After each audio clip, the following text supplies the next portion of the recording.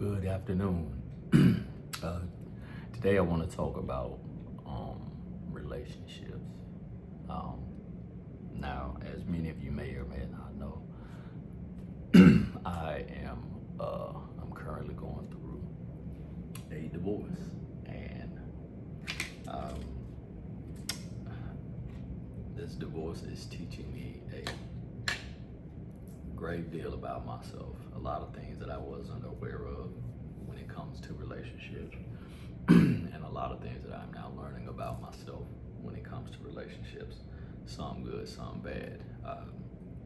It is helping me come to the understanding that where my faults lie, and where I'm just the victim of a circumstance, and it's a little bit of both. So I don't want to play this victim role like this is happening to me, but I'm also not going to play the villain either, like I'm making it happen to her either. Um, One of the things that I try to teach early on in my marriage to my wife's son is that anytime there is a conflict between two people, both parties had an active role. Both parties had a level of participation for the infraction in the relationship. And so the only thing that I'm trying to address now is me. Um, she's going to have to come to her own conclusion and consult God. And if in her mind God never tells her or shows her what she did wrong, then the relationship between her and I, it will never be able to be repaired um, because I will only be seen through her eyes as a villain, and she will only ever see herself when it comes to me as a victim, not never owning her role in what happens. Because as much as I feel like I'm a victim of some stuff too, it's just not my posture as it pertains to the marriage and the relationship as a whole. So I've grown. I've done therapy. I've read books. As you can see right here, I have a small library now. These are the books that I'm working on, and of course, these books are the ones I've already completed. Now, I'm no saint. By no means am I trying to portray myself to be one. Never that, and neither is she. So the objective here is not to bash or project or any of the things. The whole purpose of this video is just to bring to the light some common misconceptions of relationships and what we do wrong. Because one of the first things that we do in relationships when something goes wrong or something bad happens is we look outward. We absolutely look outward. We immediately feel like things are happening to us. And we usually never immediately try to start from a place of what have I possibly done or not done to help create this situation, this altercation, this atmosphere, this dynamic. We normally don't look inward to see what we did first. We usually immediately project outward, and almost always we make it the fault of someone else versus even taking the opportunity to say, could I have been responsible for this?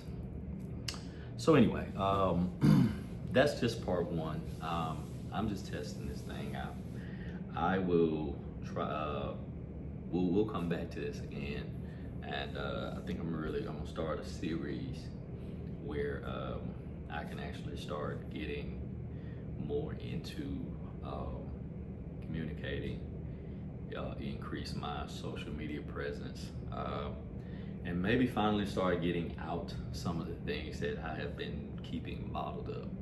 I've been waiting for the right space, time, and opportunity and platform possibly to even do this, because I don't want to come off lashing out. I don't want to come off as butthurt and I'm in my feelings and I'm doing this stuff. So So I'm going to strategically, I don't want to even say I'm gonna start a podcast because everybody got a podcast. Mine is not going to be so much of a podcast. It's not going to be so much a back and forth communication where people come on, and mine is really going to be more of a distribution of perspective and information. And if it applies to you, let it be so. And if it doesn't, maybe pass it on to someone who you believe that it does apply to. My objective is not to hurt, offend anyone. If you feel like what I'm saying hurts your feelings or offends you, it's just not for you. I'm not talking to you. If it hurts from a place because it's true, then try to allow yourself not to be so offended and so hurt, and allow your heart to change so that so that you can change, and your circumstance can change. You know, the Bible says like we're overcome by the renewing of our mind. Allow your mind to be transformed with information that hurts. Usually the only reason that it hurts is because it's true. And one of our biggest problems as human beings is we don't like our truth. We don't like the truth that corrects us. We don't like the truth that highlights imperfection, or that displays incorrectness or faults. We don't like our deficiencies exposed. And when someone says something that is true, but it is perceived to be a negative truth, then we feel exposed and we are offended. And usually when we get offended, we want to retaliate. And I'm gonna leave you with this. One of the biggest things that I've learned about throughout my walk is feelings and emotions. Feelings are meant to be felt. Like your emotions, they're meant to be felt, not acted on. Your feelings are meant to be felt, not to be acted on. So what happens is when you have an encounter with a situation or circumstance, something is said, something is done, and it creates a feeling. Usually I'm hurting, I'm mad, I'm sad, whatever the case. Your feelings, they're only meant to be felt. They're indications that what was said you just disapprove, disagree with, or you dislike. But they're feelings. Feel them. Allow yourself to be mad. Allow yourself to be hurt. Allow yourself to be angry. But just don't do anything. Just feel the feelings, right?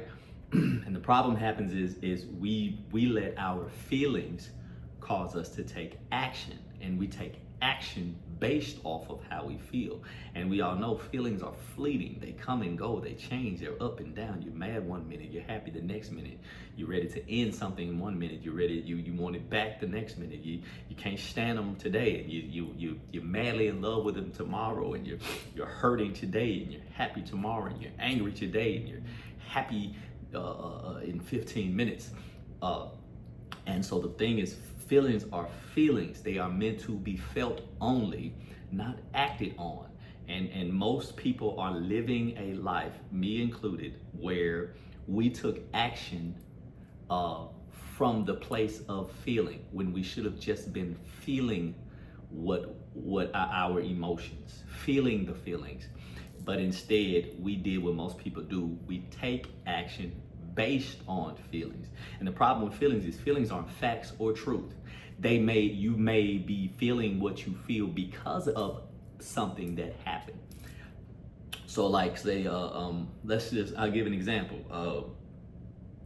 You heard that your significant other was being unfaithful. You heard they cheated on you. And that information, it's real information. And the reality of that information now causes an emotion. It causes feeling. Now you're mad or you're hurt, right? Here's the thing. The feelings that you are feeling, they are absolutely real. You really do feel hurt. You really do feel angry, right? But the basis in why you feel that is not true. It's not fact. The feelings are real. Why you feel that way is not based in facts or truth, right? But because you feel that way, now you're ready to take an action. I'm breaking up. I'm done. I'm over, right?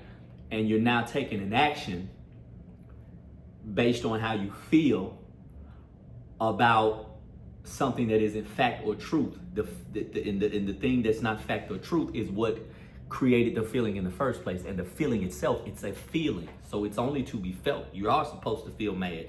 You are supposed to feel hurt. You are supposed to feel angry, disappointed, and all of those things. But that's what you take your time for, and you go feel them. This is where I understand now that space and time is meant to be had. You take the moment to go process. What they say, go process your feelings. Feel them. I used to tell my son that all the time. When you're gonna cry, go cry. Get it all out. Bible even says it. There's a time for everything under the sun. It's a time to mourn. It's a time to cry. It's a time to be happy. It's a time to be sad. When your feelings are impacted by a circumstance, this is the time to feel them. Go feel them. Go be mad. But where we get it wrong is we are ready to take action. We are ready to act on our feelings instead of just feeling them. And then most of the time, the action that we take is based off of the feeling. So because I'm mad, I want to do something that helps me not be mad. I'm going to take an action based on how I feel to help me not feel like this. And usually the action that's taken is counterproductive. So if you are mad, if you hear that your significant other is cheating on you, you're mad. You feel the feeling of anger. So the action that you typically want to take to make yourself feel better for the information that you just heard of your significant other being unfaithful is you typically want to take a equal opposite action or reaction. You want to cheat back. You want to break up. You want to leave. You want to curse. You want to throw something. You want to fight them, right? And all of these are actions that you want to take in an effort to change how you feel rather than just feel how you feel. And once you finish feeling what you feel, then the next step is to communicate how you felt. Hey, when I heard this is how it made me feel. And once you discover how you feel and you can communicate how you actually feel, now you have to be open and receptive to truth now. Yes, it happened. Now you can take action because now you're not taking action from a place of anger. Now you're taking action from a place of truth. No, it didn't happen. It did not happen. All right, now you have facts. Now you have truth. So now you get to change how you feel, but here's the problem. Most of the time misery loves company. And the biggest problem that we have is when we get angry, that dopamine that kicks in and all of that stuff, we want to keep those feelings. So it's so easy for us to believe false information because we're high on dopamine of anger. And that's why we're ready to do something to keep feeding the dopamine. This is why most people take action when they feel a way, because the feelings has released the dopamine that has you high and want to keep that feeling going. So now you're ready to do something to really drive that dopamine feeling more, to give a sense of satisfaction and relief that helps keep that dopamine going. So anyway, so feelings are meant to be felt. Feel them. Don't act on them.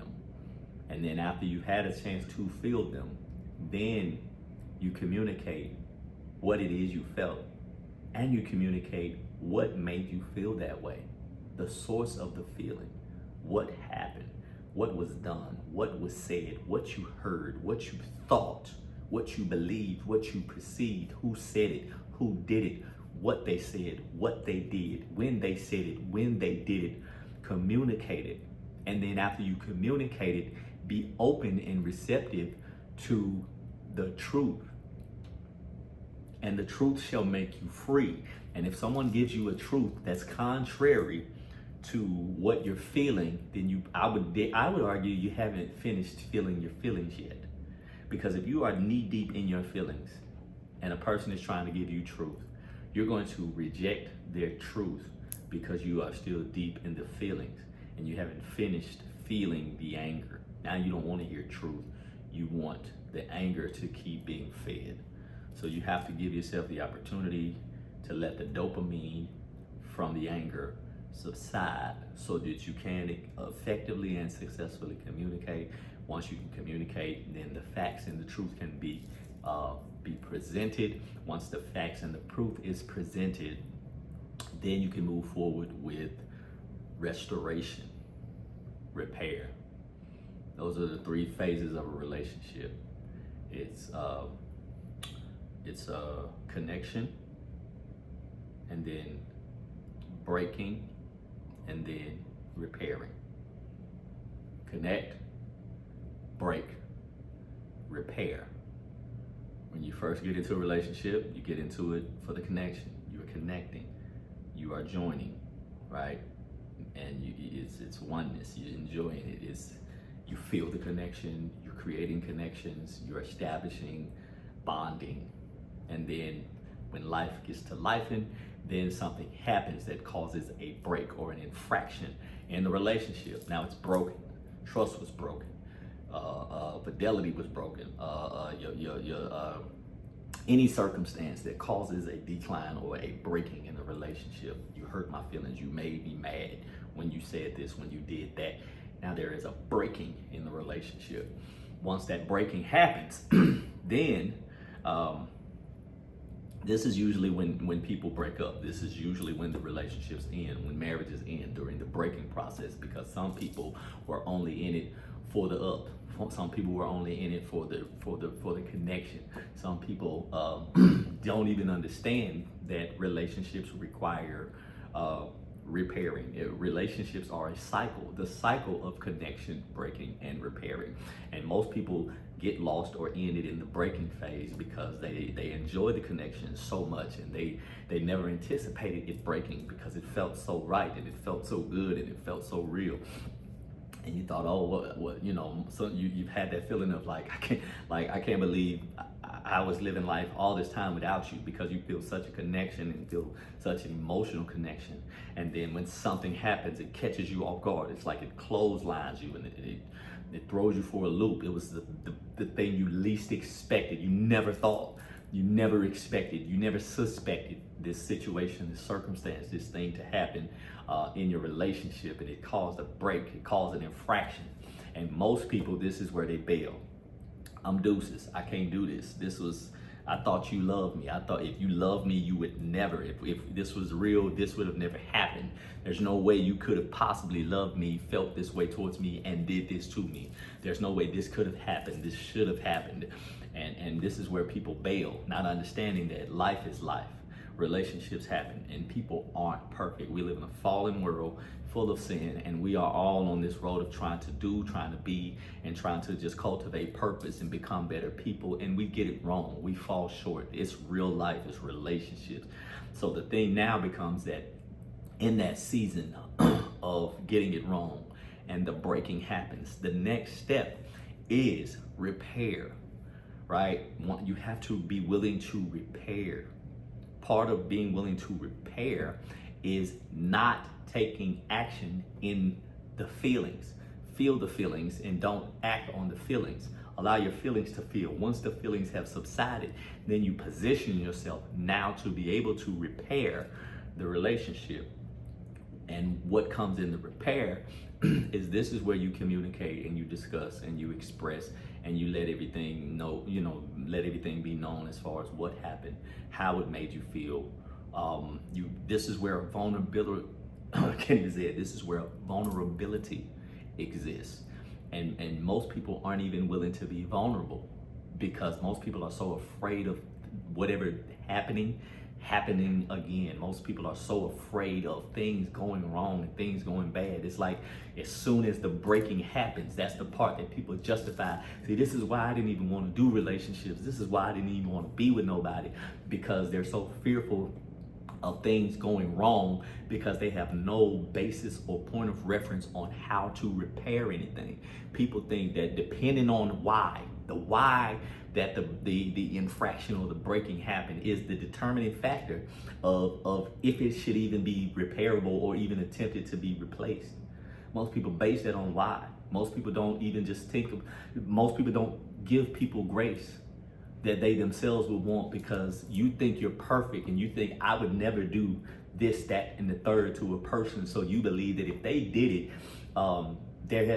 it has to be something so wrong with them, and they need the same grace that you needed for whatever, and everybody is facing their own battles, and everybody's trying to overcome their own things, and everybody has their own fears, especially when it comes to relationships, because the biggest fear that most people have in relationships is how to navigate life considering somebody outside of themselves. See, a lot of times we get so used to doing what we want to do, how we want to do it, the way we want to do it. We don't have to check in, consider nobody. We just get to run and gun the way we choose.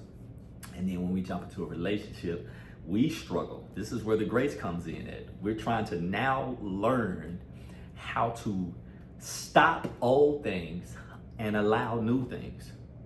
How I used to be, yes, that served me when it was just me. But how I used to be, it ain't working right now. We keep running into these brick walls because I'm still trying to live and act and do like I did when it was just me. And now and vice versa. You're trying to be in a relationship with a person and you're like, I wish they would just let me. And it's like, they won't let you because they don't know how to let you, because they're so used to doing it themselves. And they're being used to doing it themselves was serving them when they were single. And they have not learned how to allow themselves to allow you to do and be and to be an addition to their life. So we self-sabotage relationships in the name of used to. And we're so used to that we want to be able to still act like we acted, do how we did, be who we were inside of a relationship that consists of a whole nother human being with their own thoughts and opinions and ideas and things. And this is where conflict constantly happens. And then some people just get to the point where it's like they're so overwhelmed with the mentality shift. They're so overwhelmed with the emotional aspect of what comes with letting somebody and what comes with changing yourself and stopping being and doing how it was and really opening up to this new way of being and doing things and considering somebody else versus just selfishly making your own decision. And some people get overwhelmed with that. And then some people just like, relationships just ain't for me. And then they choose to be single, knowing the whole time their heart is longing for a relationship. They want someone else.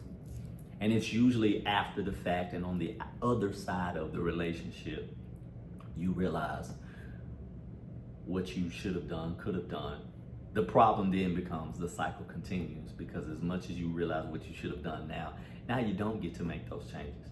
And now you have to stay being the person that you fought to keep. Now you have to be them again because it's just you, because you lost who you had. And then wash, rinse, and repeat.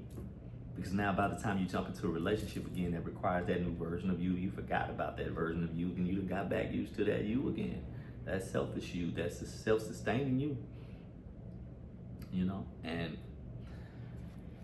this is what scares a lot of people from being in a relationship. This is what makes a lot of people say, I'm cool by myself. And the reality is you're not cool by yourself. You're just scared to be with somebody else. You are scared of giving up the version of you that relies on somebody else to navigate life with you. You don't trust nobody enough to take care of you like you do, and you refuse to be vulnerable enough to give somebody the opportunity to prove you wrong. I'm gonna end on that note today. I hope you are all blessed by this information. Again, this is day one of me just trying to help navigate life, relationships, giving my perspective, my examples. I love you all, And if you like this information, like, comment, subscribe, share it with a friend that you feel like they may be struggling with the relationship they're in, or you know somebody that's scared to get in a relationship. They've been single for so long, and this may shed the light on why they've been single for so long and what their real problem is. And so every aspect of relationship, this could be helpful to somebody. So if you know somebody, send it to them, and like, comment, subscribe, and we'll come back with a little more content, and hopefully we can answer some more questions about relationships. And if you do have any questions about relationships, put them in the comments. I'll come back and read them, and maybe I'll be able to answer those questions in the next video as we continue on, just trying to get some clear understanding on how to navigate life. So remember, the cycle of the three things of the cycle of relationships: the connection, the breaking, and the repair. And if you remember and acknowledge that every relationship is going to go through those cycles, that's part of the growth of the relationship, that cycle. You're going to connect, something's going to happen, it's going to break. But the sustaining power of the relationship is the repair. Because when you repair it, with all things, you repair it. You repair things to be fixed and better and improve, so that that thing doesn't break anymore. And then there will be a new connection, which will then eventually cause a new break, which will then cause a new level of repair. And wash, rinse, and repeat. And it's not toxic. It's the cycle of relationships. And you can ask any married couple that you know, and you can ask anybody that you know that has been in successful long relationships, and I guarantee you, if you let them talk and explain it to you, you will be able to hear the connection, you will be able to hear the breaking, and you will be able to hear the repair. I guarantee it. But until then, I love y'all. Be blessed.